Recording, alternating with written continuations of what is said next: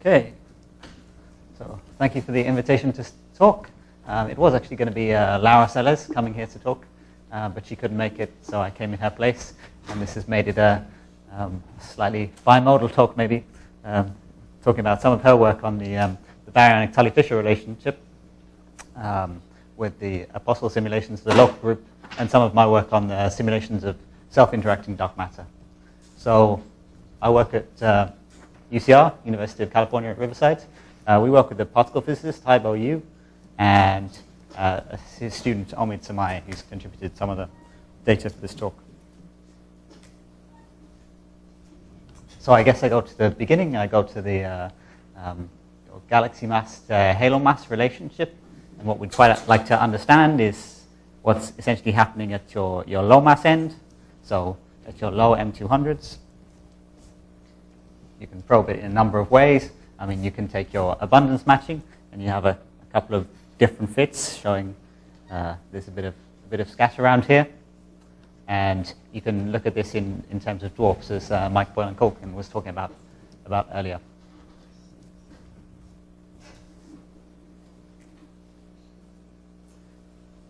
And so doing this in terms of dwarfs, so Laura was looking at these apostle simulations, which are essentially simulations of local group analogs run with the Eagle feedback scheme. So this is your dark matter picture of one of the local group analogs, and you switch that in to the baryons plot, and you can see that all those small things have been suppressed.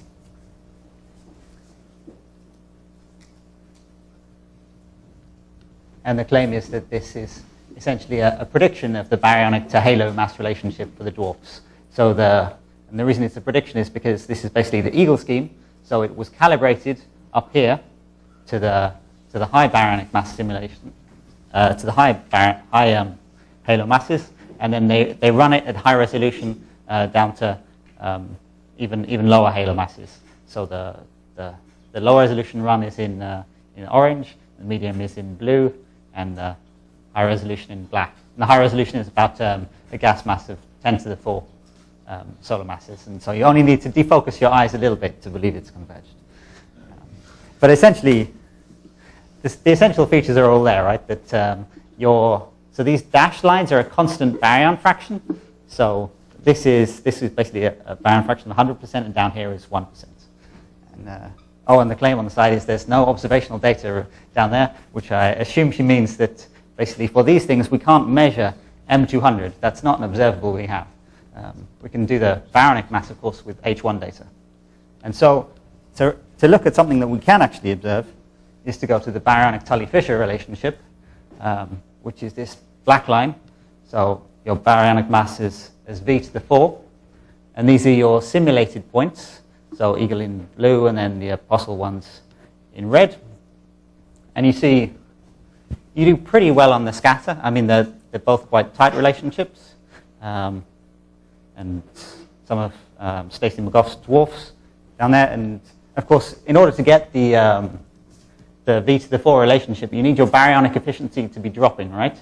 So as you go to lower and lower halo VCs and halo masses, you need your baryon fraction to drop more and more. And of course, if you go even lower, then you start to get quite a bit of scatter in the baryonic Tully-Fisher. And so you've got, but still in your simulations, it remains quite a tight relationship. And interestingly, you've got some quite strange guys up here, which are even above 100% baryon fractions. So essentially, another way to look at the same thing is to take one of these rotation curves and then say, for this baryonic mass in the apostle simulations, what's the 1 sigma relation for halos with that baryonic mass? What's the NFW profile? And that's this red thing. So it's way above.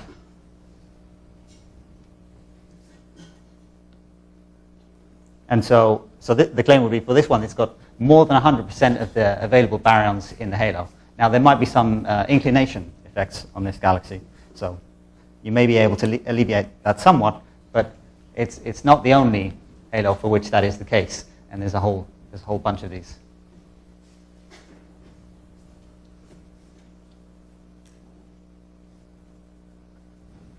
So we can ask ourselves, what is the origin of these baryon-rich dark matter-poor objects?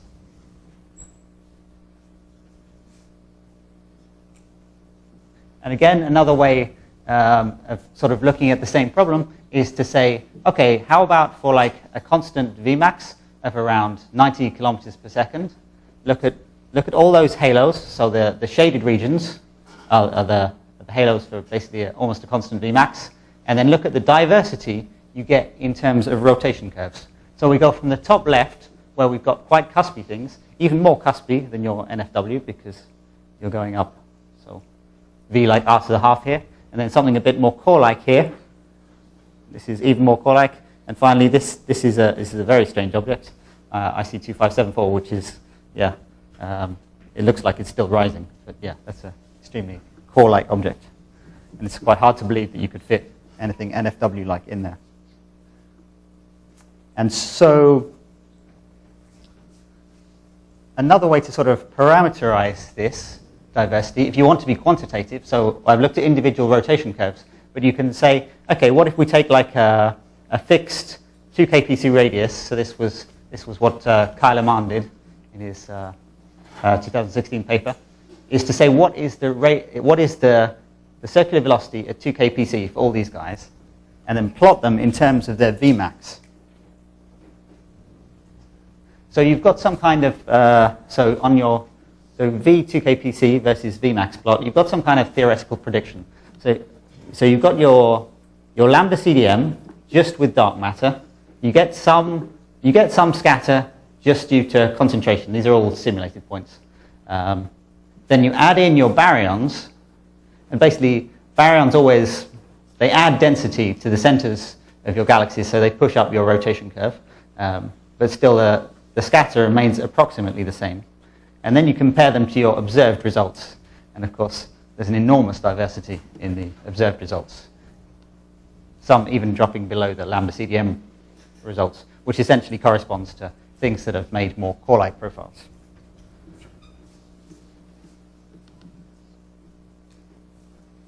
So now I'm going to try and connect to all those with some simulations of self-interacting dark matter.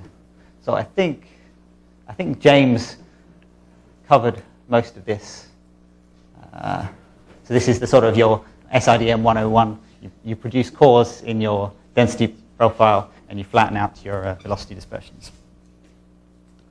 And so what we tried to do is to run a whole...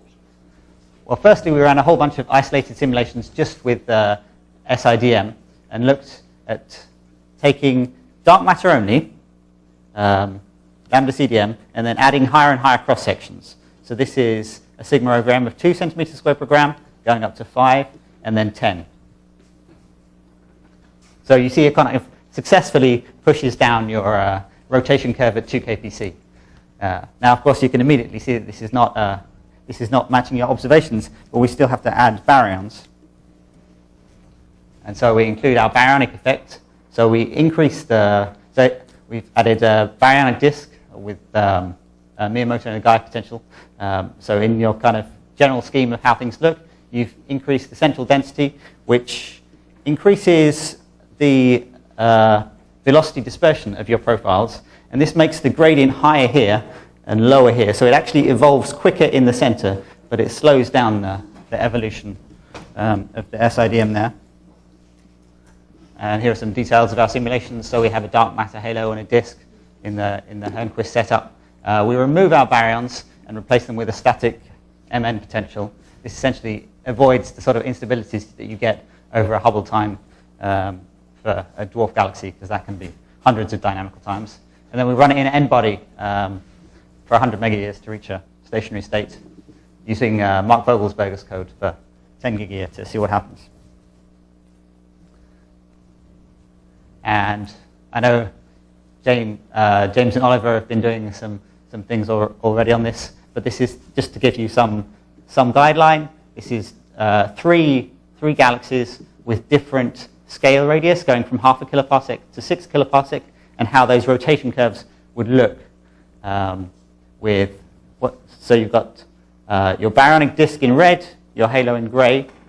The total is, So the initial is in dashed black, and then after you've run SIDM, it reduces it to the solid black. So basically, you always remove dark matter from the center of the halo, but sometimes the baryonic disk can support that.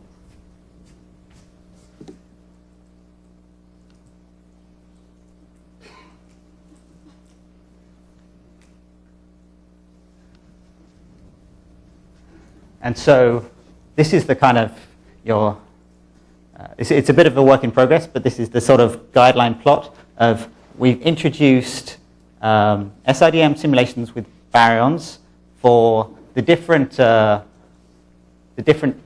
styles of symbol are different disk radii, and the different colors are different V200s, and we've also got different concentrations of halos going on here. But essentially, for the small compact disks, you can still have your V2KPC up near Vmax, and for the more extended disks, you can have essentially core-like halos. So you can sort of span the range of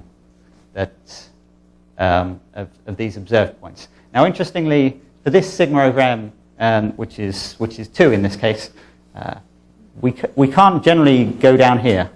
So for the kind of 60 kilometers per second things, you really can't produce a core that low. And of course, if you do crank up the sigma over m, it affects these things out here as well. And so not only do we do it for that distribution, we also do it for some individual dwarf galaxies. So essentially, so because you can't really run an SIDM simulation backwards, this is a bit of a kind of trial-error approach. But essentially what we're trying to do is find the halo concentration and disk radius that would produce, after 10 gig years of SIDM simulation, the rotation curves that we see today for a given set of dwarf galaxies.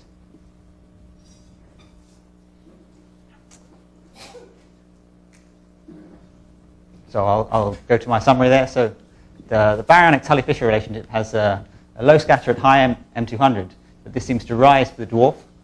The dwarfs have quite diverse rotation curves. Some are more core-like, but there are some that are quite cusp-like also. It sort of corresponds to significant scatter in the central 2 kpc densities of dwarfs, which is hard to achieve in high-dose simulations of lambda CDM, essentially because it requires moving dark matter out of the cusp. And SIDM systematically turns cusps into cores, but SIDM plus baryons can make cores and cusps, which seems to work well at about 100 kilometers per second, but struggles a bit at the 60 kilometers per second. Okay, thank you.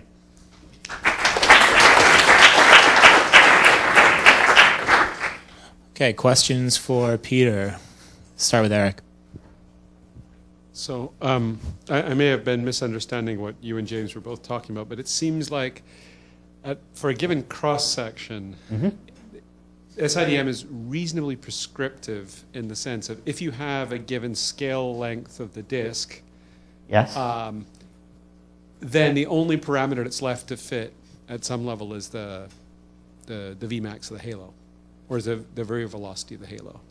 And so at some level, what I'm wondering is, do you see, so I guess the real question is, do you see the covariance that seems to come out of both of your talks between the size of the disk and the shape of the inside of the inner part of the rotation curve, or not? Have you guys looked at that? So essentially, we're trying to address that by fitting individual dwarf rotation curves, because you don't see that in that kind of distribution plot. But if you can match all your individual dwarf galaxies with halos that are not too extreme in concentration or in disk radius, I guess there is a kind of third issue of what is the accretion, assembly history of these galaxies. So they weren't always that disk that you see at the end. So that is another factor that can change it slightly. Next question. So earlier this year, there was a paper by Bary et al. That addressed your third point and showed that it is possible to explain the diversity by a combination of feedback-driven motions in the disk and the fact that these galaxies have very pathy gas distribution, so it's very difficult to get the inclination correctly for them. And so you get biases because of that. So do you have any comments? So, I mean, I guess feedback is definitely an alternative way in which you can produce core-like behavior. I'm not sure at the moment I have a preference on which one. The questions of, I guess, the inclinations for some of the things down here. Yes, definitely. I mean, if I was to draw the error bars for these things, then yes, they could definitely be moved further up. I guess the only question is, could they all be moved further up? Yeah. At this point, yeah, I'm unsure whether you could move that whole population just by inclination consents. Any further questions for Peter? If not, let's thank him again.